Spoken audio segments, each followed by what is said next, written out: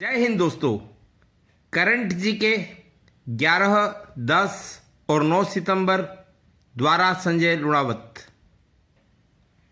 Important fact, केंद्रीय कृषि एवं किसान कल्याण, ग्रामीण विकास तथा पंचायती राज मंत्री नरेंद्र सिंह तोमर। तो आपके लिए पहले ही ये क्वेश्चन हो गया कि नरेंद्र सिंह तोमर कौन सी पोस्ट पर है। इन्होंने कहा है कि केंद्र सरकार ने 5 साल में सूक्ष्म सिंचाई यानी माइक्रो इरिगेशन, आप इसे बूंद बूंद सिंचाई, ड्रिप एवं स्प्रिंकलर पद्धति यानी फव्वारा पद्धति भी समझ सकते हैं। तो इन्होंने बताया कि 5 साल के दौरान 100 लाख हेक्टेयर भूमि कवर करने का लक्ष्य रखा है सूक्ष्म सिंचाई द्वारा। और उन्होंने एक फैक्ट बताया है कि वर्ष 2019-20 में देश के 11 लाख किसानों ने ड्रिप एवं स्प्रिंकलर पद्धति का फायदा उठाया। नेक्स्ट, मुकेश अंबानी के नेतृत्व वाली रिलायंस इंडस्ट्रीज लिमिटेड ने 200 अरब डॉलर यानी लगभग 15 लाख करोड़ रुपए के मार्केट कैप को छूने वाली भारत की पहली कंपनी होने का कीर्तिमान बनाया। नेक्स्ट,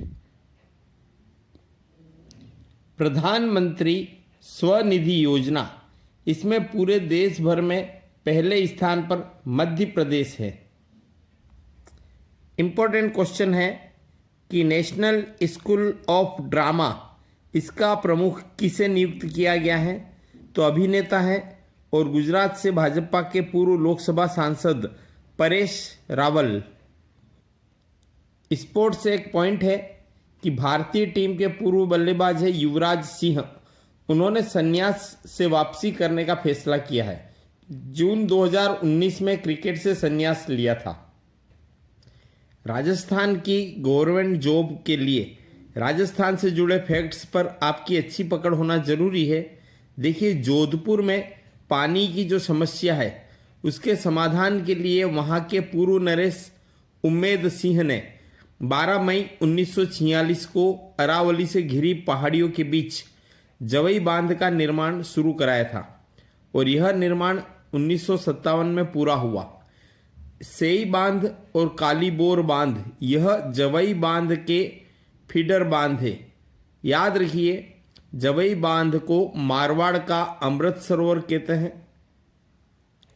प्रधानमंत्री मोदी ने 20,050 करोड़ रुपए की प्रधानमंत्री मत्स्य संपदा योजना शुरू की है। किसानों के लिए ई गोपाला ऐप सहित लगभग आधा दर्जन योजनाओं की भी शुरुआत की है। परीक्षा में इंपॉर्टेंट क्वेश्चन आ सकता है कि हाल ही में भारतीय तटरक्षक दल ने किसकी रक्षा की? तो याद रखिए, श्रीलंकाई तेल टैंकर जहाज है MT न्यू डायमंड, उसको आग से बचाया है। एक बहुत इंपॉर्टेंट क्वेश्चन है कि देश में पहली बार नेशनल हाईवे 44 उसके क्षेत्र में 9 एनिमल अंडरपास बनाए गए हैं। एनिमल अंडरपास मतलब जानवरों के गुजरने के रास्ते, ताकि वो हाईवे पर दुर्घटनाग्रस्त नहीं हो। अब आपके लिए इंपॉर्टेंट क्वेश्चन ये है कि नेशनल हाईवे 44 कहाँ से कहाँ गुजरता है? तो देख लीजिए, कश्मीर के श्रीनगर से कन्याकुमारी को जोड़ता है। फिर दूसरा आपसे पूछा जाए कि भाई ये जो एनिमल अंडरपास है कौन से राज्य में बने हुए हैं? तो आपको पता होना चाहिए महाराष्ट्र में। देखिए, और कभी एक और पॉइंट ये है कि किस इलाके में बने हुए महाराष्ट्र में भी, तो पेच टाइगर रिजर्व उसमें बनाया है। दुनिया का सबसे लंबा एनिमल क्रॉसिंग स्ट्रक्चर है। यहीं पर देख लीजिए, केवल जानवरों के लिए समर्पित इस तरह का दुनिया का सबसे लंबा स्ट्रक्चर। संयुक्त राष्ट्र संघ की एक रिपोर्ट आई है 2020 में कि 5 साल से कम आयु के बच्चों की दुनिया भर में मौत की संख्या जो 1990 में 1,25,00,000 थी, वह 2019 में 52 लाख रह गई है। अब पिछले 30 सालों में इस बाल मृत्यु दर में कमी आई है। इसका कारण क्या है? स्वास्थ्य सेवाओं में सुधार। ये तो बात थी दुनिया भर की। अब देख लीजिए भारत की, कि भारत में 5 साल से कम आयु के बच्चों की मौत की संख्या 2019 में 8,24,000 रही, जबकि 1990 में यह 34 लाख थी। यानी भारत ने काफ़ी सुधार किया है। अब पिछले साल यानी वही 2019 में लड़कों की बाल मृत्यु दर प्रति 1034 और लड़कियों की बाल मृत्यु दर प्रति 1035 रही है। साइंस से रिलेटेड इंपॉर्टेंट फैक्ट है, माउस या टच स्क्रीन की जरूरत नहीं रहेगी। अब सब कुछ नज़रों से ही होगा कंट्रोल। यह चमत्कार या प्रयोग किस देश के वैज्ञानिकों ने करा है? फ्रांस के। उन्होंने कौन से कॉमिक्स से प्रेरणा ली है? एक्समैन। इसमें क्या होगा, लाल रंग की इंफ्रारेड वह लेजर बीम निकलेगी और जहां पर भी देखने वाले की नज़र पड़ेगी ना, यह लेजर वहीं फोकस करेगी। इस टेक्नोलॉजी को क्या नाम दिया गया है? Gauge recognition. Gauge recognition. अब याद रखिए कि वैज्ञानिकों का क्या मानना है कि कंप्यूटर सिस्टम के रिसर्च की दिशा में ये जो गेज रिकॉग्निशन है ना, यह तकनीक भविष्य का उभरता हुआ सितारा होगी। याद रखिए यह इंफ्रारेड लेजर पॉइंटर होता है जो वायरलेस कम्युनिकेशन पर आधारित है। नेक्स्ट पॉइंट को मैं अपनी पूर्व की क्लासों में भी शामिल कर चुका हूँ। गोल्डन लायन पुरस्कार, उसके लिए प्रतियोगिता खंड में कहाँ पर? वेनिस फिल्म फेस्टिवल में भारत की ओर से एक फिल्म चुनी गई है, दी डिसाइपल। इस फिल्म के निर्देशक हैं चैतन्य तम्हाणे। डिसाइपल का अर्थ होता है शागिर्द यानी शिष्य। अब यहाँ पर देखिए कि चैतन्य तम्हाणे की डेब्यू फिल्म थी कोर्ट। 2015 में सर्वश्रेष्ठ फिल्म का राष्ट्रीय पुरस्कार और स्वर्ण कमल जीत चुकी है और ऑस्कर में अधिकृत भारतीय प्रविष्टि भी रही है। अब यहाँ पर देख लीजिए ये जो डिसाइपल फिल्म है ना, इसका कंटेंट क्या है? शास्त्रीय संगीत, उस पर इन्होंने सब्जेक्ट को बेस किया है। आगे और देख लीजिए, बीते 2 दशक यानी 20 साल में यूरोपीय फिल्म समारोह की एक प्रतिष्ठित त्रिवेणी मानी जाती है, वेनिस, कॉन और बर्लिन। उसके मुख्य प्रतियोगिता खंड में चयनित होने वाली यह फिल्म कौन सी? द डिसाइपल पहली भारतीय फिल्म है। अब इससे पहले कौन सी फिल्म चुनी गई थी? इस लेवल तक कौन सी फिल्म पहुंची थी? मीरा नायर की मानसून वेडिंग। परीक्षा में आने लायक प्रश्न है ये भी कि चीन से तनाव के दौरान भारत और जापान के बीच एक करार हुआ है कि दोनों देश अब एक दूसरे की सैन्य आपूर्ति सेवा और सैन्य अड्डों का इस्तेमाल कर सकेंगे। यहाँ पर एक और फैक्ट है हमारे लिए परीक्षा के लिए, रक्षा सचिव अजय कुमार है भारत के। अब भारत ने इसी तरह के समझौते अमेरिका, फ्रांस, दक्षिणी कोरिया, सिंगापुर और ऑस्ट्रेलिया के साथ भी किया है। अब आप ध्यान दीजिए कि इस तरह के समझौते में अमेरिका और ऑस्ट्रेलिया शामिल है और जापान के साथ हमने करा है और चौथे हम हैं। तो इस तरह से अमेरिका, भारत, जापान और ऑस्ट्रेलिया, इन चारों देश के समूह को क्वाड कहा जाता है। और यह जो चीन की जो विश्व के में जो साम्राज्यवादी उसकी प्रवृत्ति है, उसके खिलाफ एक तरह से अनौपचारिक संगठन बना है।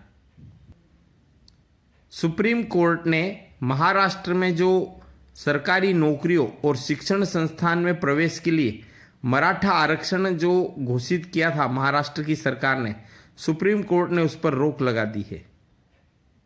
स्पोर्ट्स से एक और क्वेश्चन है, क्रिस्टियानो रोनाल्डो 100 इंटरनेशनल गोल करने वाले दुनिया के दूसरे और यूरोप के पहले खिलाड़ी बन गए हैं। फुटबॉल की बात हो रही है, पुर्तगाल के कप्तान हैं। रोनाल्डो 100 प्लस गोल करने वाले दुनिया के एकमात्र एक्टिव फुटबॉलर हैं। बहुत ही इंपॉर्टेंट फैक्ट है, भारत का जो गगनयान मिशन है उसकी तैयारी के लिए भारतीय अंतरिक्ष यात्री मॉस्को में है। मॉस्को रशिया की राजधानी है और मस्कवा नदी के किनारे बसी हुई है। अब रूसी एजेंसी है ग्लाओकोस्मोस, उसके साथ भारतीय अंतरिक्ष संस्थान इसरो का करार हुआ है। 10,000 करोड़ रुपए की लागत वाले स्पेस सूट्स तो बनेंगे ही सही, साथ में बैकपैक भी बनाएगा। अब कौन बनाएगा? ग्लाओकोस्मोस। कहाँ की एजेंसी है? रसिया की। यह जो स्पेस सूट बनेंगे कौन से मिशन के लिए बन रहे हैं? गगनयान मिशन के लिए। 9 सितंबर की दिनांक के हिसाब से खबर है कि आधिकारिक तौर पर उत्तर कोरिया की गणतंत्र के तौर पर स्थापना 9 सितंबर 1948 को हुई थी। 1945 तक इस पर जापान का कब्जा था।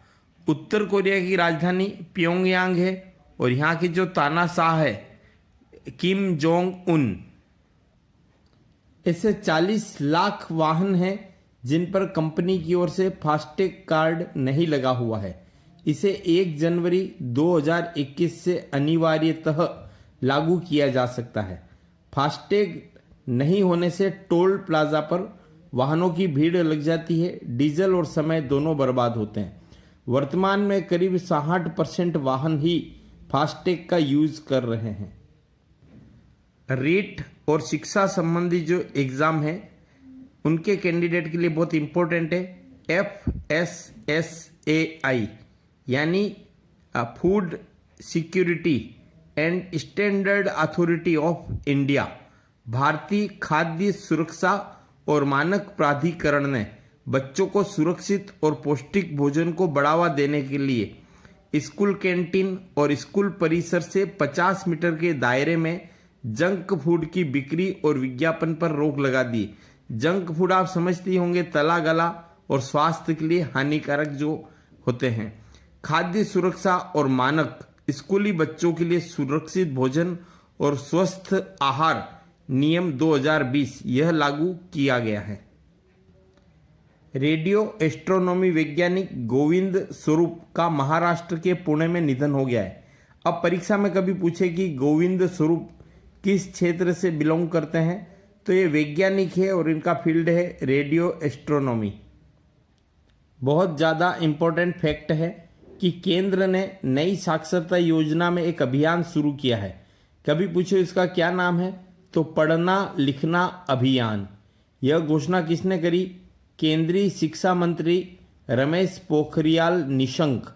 अब आपको पता होना चाहिए कि पहले इसको केंद्रीय मानव संसाधन एवं विकास मंत्री कहा जाता था। अब नई शिक्षा नीति के बाद केंद्रीय शिक्षा मंत्री कहा जाता है। तो कौन है वो? रमेश पोखरियाल निशंक। इन्होंने 54वें अंतर्राष्ट्रीय साक्षरता दिवस पर घोषणा की। अब अंतर्राष्ट्रीय साक्षरता दिवस कब मनाया जाता है? तो 8 सितंबर को। याद रखिए, भारत में 5 सितंबर शिक्षक दिवस है और 8 सितंबर अंतर्राष्ट्रीय साक्षरता दिवस। अब हमने क्या लक्ष्य रखा है? 2030 तक देश में पूर्ण साक्षरता का लक्ष्य रखा गया है। 57 लाख निरक्षरों को प्राथमिकता के साथ शहरों और गांवों में साक्षर बनाया जाएगा। नेक्स्ट, कोविड-19 यानी कोरोना वायरस डिसीज। चूंकि 2019 में शुरू हुई थी ना, इसलिए इसके आगे 19 लगाया जाता है। आपको पता होना चाहिए कि चीन के वुहान शहर में शुरुआत हुई थी। तो इस रोग और उससे उत्पन्न परिस्थितियों का असर लोगों के मानसिक स्वास्थ्य पर भी पड़ रहा है। तो कौन सी टोल फ्री हेल्पलाइन शुरू की गई है? किरण। किसने शुरू की है? सामाजिक न्याय और अधिकारिता मंत्रालय ने। अब इन्होंने क्या बताया कि इसका मकसद क्या है? संसाधनों तक सबकी पहुंच सुनिश्चित करना। अब इसका हेल्पलाइन नंबर आपको पता होना चाहिए 1800-599-0019। आगामी 14 सितंबर को हिंदी दिवस मनाया जाता है। तो कुछ फैक्ट है कि 50 देशों में हिंदी भाषा पढ़ाई जाती है। दुनिया में हिंदी भाषी चौथे नंबर पर है। वहीं पर देख लीजिए कि हमारे देश की 44% आबादी हिंदी बोलती है। चाइना के साथ जो कंट्रोवर्सी चल रही है उसकी रिगार्डिंग ईरान, चाइना और भारत के ट्रायंगल पर बहुत अच्छी ये एक न्यूज़ है। भारत ने ईरान के चाबहार बंदरगाह और चाबहार जाहिदान सड़क बनाने का जिम्मा लिया है। वह खटाई में पड़ सकता है क्योंकि चीन अमेरिका के से तो देखो जो खटास चल रही है और भारत के अमेरिका से संबंध अच्छे हैं, इसलिए ऐसे में चीन ईरान से अपने संबंध बढ़ा रहा है। भारत का मध्य एशिया के 5 राष्ट्रों से ईरान होते हुए आवागमन की जो व्यवस्था सोच रहा है वह भी बीच में लटक सकती है। अफगानिस्तान तक पहुंचने के लिए भारत ने जरंज दिलाराम सड़क बनाई थी। चीन चाहेगा कि भारत उसका उपयोग नहीं कर सके और पाकिस्तान का वर्चस्व बढ़ाने के लिए चीन तालिबान को शहद दे सकता है। अब यहाँ याद रखिए कि ईरान शिया मुस्लिम देश है और पाकिस्तान सुन्नी मुस्लिम देश है, पर चीन अपने हित के लिए इन दोनों के बीच दोस्ती कराना चाहेगा। इसी कारण हमारे रक्षा मंत्री राजनाथ सिंह उन्होंने ईरान यात्रा की है, क्योंकि ईरान के संबंध अमेरिका से बहुत खराब है और अमेरिका से भारत के संबंध अच्छे हैं, तो कहीं न कहीं ईरान के साथ हमारे संबंध पहले जैसे नहीं रहे। चीन इसकी पूरी कोशिश कर रहा है। सोवरेन गोल्ड बॉन्ड योजना, उसके बारे में कुछ डिटेल आपके सामने है। किसी भी तरह का क्वेश्चन इस पर पूछा जा सकता है। पहला पॉइंट है कि सोने में निवेश करने की योजना है। दूसरा पॉइंट है कि भारत सरकार की ओर से चलाई जा रही है और भारतीय रिजर्व बैंक भारत सरकार की ओर से जारी करता है। इस योजना में निवेशक को गोल्ड बॉन्ड जारी किया जाता है। वह 8 वर्ष में परिपक्व यानी मैच्योर होता है और उसको बेच करके या जमा करा करके कैश लिया जा सकता है। अब कौन कौन खरीद सकता है? कोई भी व्यक्ति स्वयं के लिए, नाबालिग के लिए, या फिर HUF यानी इसको क्या बोलते हैं, अविभाजित हिंदू परिवार। ठीक है, फिर यहाँ पर देख लीजिए वो किसी दूसरे व्यक्ति के साथ संयुक्त रूप से भी इसे खरीदा जा सकता है। अब जो इम्पोर्टेंट फैक्ट क्या है, इसमें निवेश की सीमा क्या है? न्यूनतम 1 ग्राम से व्यक्ति के तौर पर अधिकतम 4 किलो वजन तक के सोने के बॉन्ड खरीद सकते हैं। अब यहीं पर ध्यान रखिए कि यदि कोई धर्मार्थ या इस तरह की संस्था खरीदे तो उसके लिए अधिकतम सीमा 4 किलो की बजाय 20 किलो की है। अब यहाँ पर और देखिए कि अगला क्या है। ये बॉन्ड अगर आप ऑनलाइन खरीदते हैं तो प्रति ग्राम 50 रुपये की एक्स्ट्रा छूट मिलती है। यहाँ पर एक और पॉइंट है कि बॉन्ड जारी होने के बाद 5 साल पूरे होने पर शेयर बाजार के माध्यम से इन्हें बेचा भी जा सकता है। कुछ फायदे भी हैं कि इस योजना में निवेश राशि पर 2.5% वार्षिक ब्याज सीधे निवेशक के खाते में जमा होगा। खरीदने और बेचने पर किसी भी तरह का GST नहीं लगेगा। यदि आप 3 साल बाद इसे बेचते हैं तो जो लाभ होगा उस पर लॉन्ग टर्म कैपिटल गेन, और मैच्योरिटी पर यदि आप बेचते हैं तो लाभ टैक्स फ्री होगा।